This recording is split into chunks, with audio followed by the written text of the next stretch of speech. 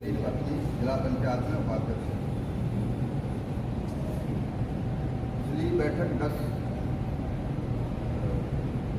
5/10/23 में सीओ साहब श्री कमलेश भार्गव, अध्यक्ष जी इंदिरा देवी और वीरेश त्यागी द्वारा फर्जी मीटिंग करके करीब 2.5 करोड़ रुपए का गोलमाल किया गया है इनके द्वारा। हम मेंबरों की सहमति उसमें नहीं थी। निर्माण कार्य में किया गया है। निर्माण कार्य 5 बिल, 15वां बिल और बीसीडी के लिए आई 50 लाख की राशि, करीब मिला के 2.5 करोड़ रुपए का गोलमाल है। हम केवल 5 लोग मीटिंग में गए थे, सभी लोग मीटिंग में गए थे। मीटिंग में जब ये देखा तो हम लोग मीटिंग से बाहर आ गए थे। इसके बाद उन्होंने करीब 3 महीने बाद जब हमने शिकायत की मीटिंग की कि मीटिंग का क्या होगा उसका, तब इनने जाके अपनी गुपचुप तरीके से मीटिंग कराई। उसमें अधिकृत जो होता है व्यक्ति उसको ना करके किसी तीसरे आदमी से फर्जी से बैठक लिखवाई और उसमें सारे कामों का अनुमोदन किया गया है, जिसकी शिकायत हम लोगों ने शपथ पत्र शहर कमिश्नर साहब, आयुक्त साहब सभी को की थी कि हम लोग उस मीटिंग में शामिल हुए और कैसे ये मीटिंग इन्हें गुपचुप तरीके से करनी। आपको कैसे मालूम चला?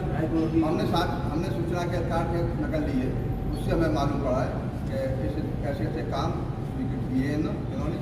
और क्योंकि हम लोगों की मजबूरी है, हम लोग बड़े मुश्किल में चुनाव जीत के आते हैं, तो हम लोगों को भी अपने क्षेत्र में लगता है, लोगों को आश्वासन दिया जाता है भैया हम आपके ये काम कराएंगे, ये कराएंगे। और हम लोग इस बात से सबसे दुखी हैं। इनके द्वारा मीटिंग भी नहीं बुलाई जाती है। जब हम लोग शिकायत करते हैं तब मीटिंग का बुलाने का कोई एजेंडा निकाला जाता है। 2.5 करोड़ दिए तो पंचायतों को, लेकिन पंचायतों में भारी कमीशन से दिए हैं काम। 5 लोगों के पास प्रस्ताव करा, इन्होंने शामिल नहीं किए, जबकि सूचना के अधिकार में ये लिख रहे हैं कि आप लोगों के हमने जो भी प्रस्ताव दिए थे उन्हें शामिल किए हैं। यहाँ तक लिख रहे हैं कि हम मीटिंग में शामिल थे, हमारे एजेंडा लिख रहे हैं उसमें, हमारी उपस्थिति दर्ज करा रहे हैं कि जबकि हम लोगों के साथ नहीं है। सचिवों की बात करा था, ट्रांसफर की बात कर रहे हैं। सचिवों की ऐसा है कि इनके जिले में, पूरे जिले में लगभग 300 ट्रांसफर किए हैं। उसमें 80,000 से लेकर 1 लाख रुपए तक इनने सचिव और रोजगार सहायकों से पैसे लिए। और शासन के नियम है कि प्रभारी मंत्री को केवल 20% ट्रांसफर करने की पावर है, या कोई विशेष परिस्थिति है तो विभाग को अनुमोदन है सीओ कोई विशेष परिस्थिति में अगर ट्रांसफर करने, लेकिन इनने ऐसा ना करके सीधे ट्रांसफर किए। कई पंचायतों में तो अभी खाली पड़ी है, उनमें पंचायत सचिव है ही नहीं।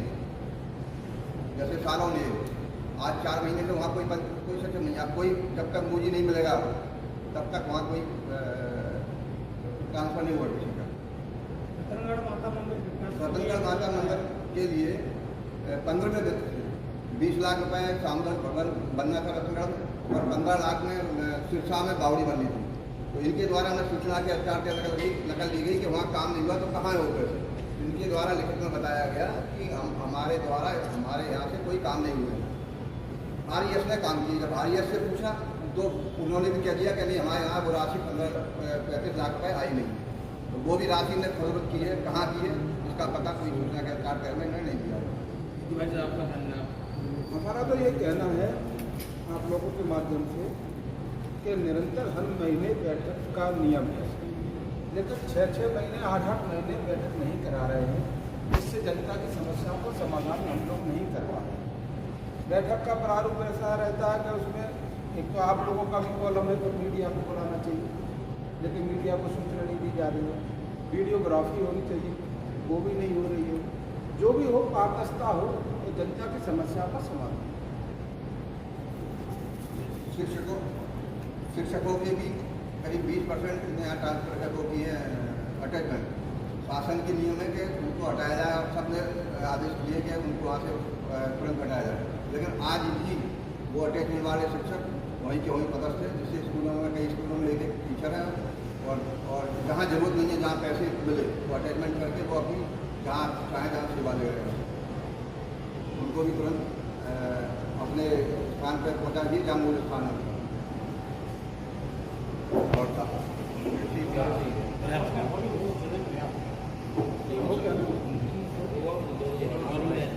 वीरेश त्यागी, चूँकि जिला पंचायत अध्यक्ष के पीए उन्हें एक पोस्ट पे रहना चाहिए, जबकि शासन के नियम है कि